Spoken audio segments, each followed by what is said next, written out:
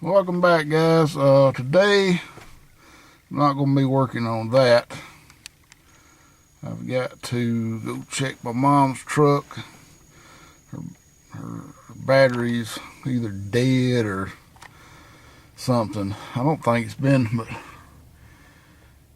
I don't know. It's probably been 3 years, I guess, since she's put a battery in it. But it is cold and windy and just raw out here today. I bet the wind's gusting 20 to 30 miles an hour. You can see maybe you can see the plants moving. You can see the trees moving. So anyway, I'm heading to Silverado, and the other day when I did the bracket video, I actually had a little more of that video that I cut out. It was about my alternator. The old alternator I had was showing it charging high, like this. Well, it ain't gonna focus. Like that. And the new alternator is showing the exact same. And I put my test meter on it, and it's showing 14.5 volts. But on here it's, what is that, about 16 volts showing right there. Oop, can't see it, can you? About 16 maybe. I don't know how them things, 40, 15, yeah, I guess. So, I don't know, maybe it's the gauge. But also my radio's quit working in here. And turn the power on. This ain't the right time. And it shows the station, but the volume, if you can see the volume right there, it won't move. The station won't move. The clock stuck right there. Now, actually it was stuck at like 10:30 something. The next time I cranked it up, it was showing on this, and it's been on this for about 3 or 4 days. So I guess I'm gonna have to get another radio, and they make a kit to put the radio in the center of the dash right there, so I guess I'll go with that. Well, let's get on out here and check out her battery, see what's going on with it. So I need to get that dump truck running, because I got a big old pile of limbs right there. It's got to be hauled off. I'm gonna cut this poplar tree down right here, put in some new power poles.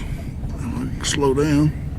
And that tree has always been in this power line about halfway, so we got them to go ahead and chop that tree down for us. And so we got a bunch of limbs now to get rid of. I guess I could just get my skid steer and haul them over there in the woods.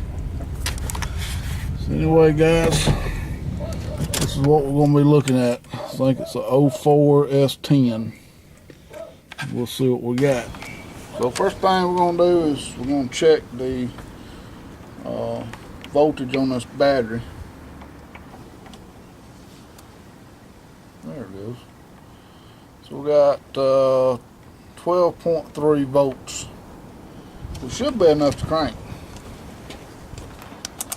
So you want to go try to crank it?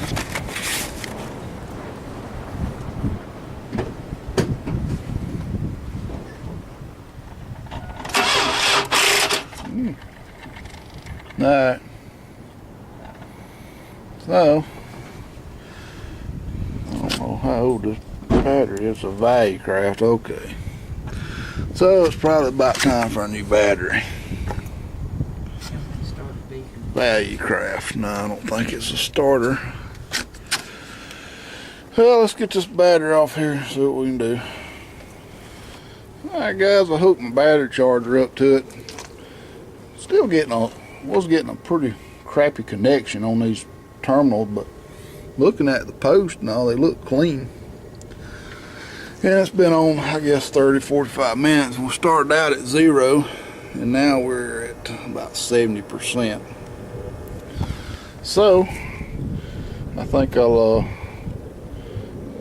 see, disconnect it and see if it'll crank, and make sure it's the battery and not the starter. I guess I just disconnected the starter. My charger. Alright, try it. Oh yeah.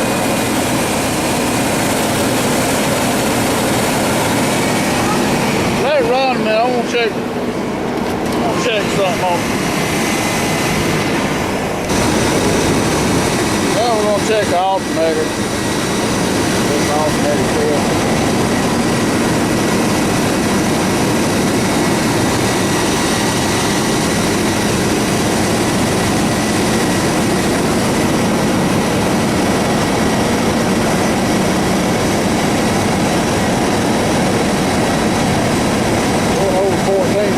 Probably running high because the battery was slow.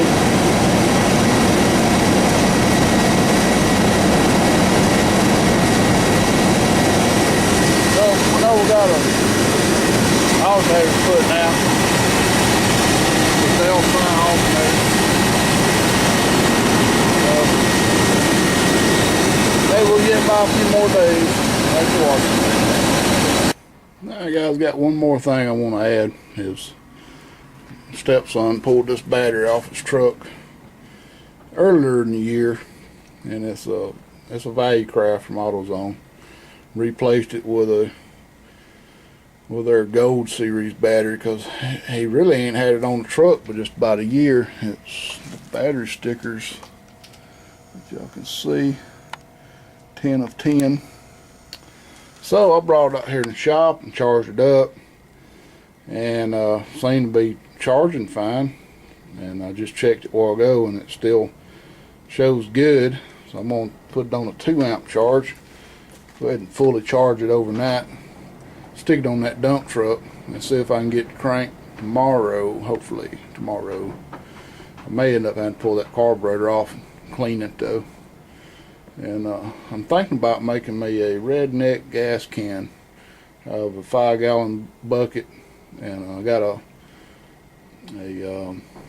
electric fuel pump that I can run to it. The only thing, I don't have enough fuel line to do it right now.